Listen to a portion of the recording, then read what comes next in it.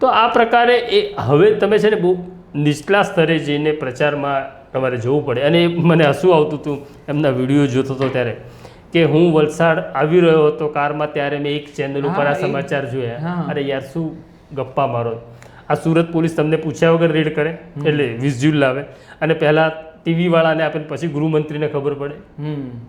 હા એક્ઝેક્ટલી.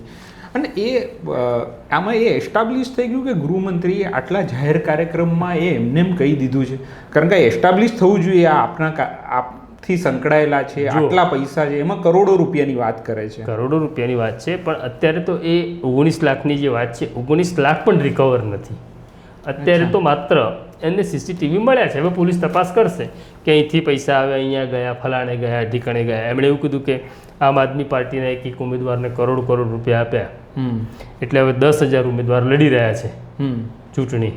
એટલે એમના તો ઓછા છે, 5200 છે મારા ખ્યાલથી. તો કેટલા રૂપિયા થયા? તો એટલા રૂપિયા ગુજરાતમાં આવ્યા.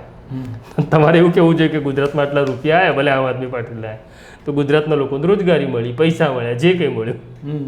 બરાબર, આ તો ખાલી હસવાની વાત છે. પાછા આ કહેશે તમે તો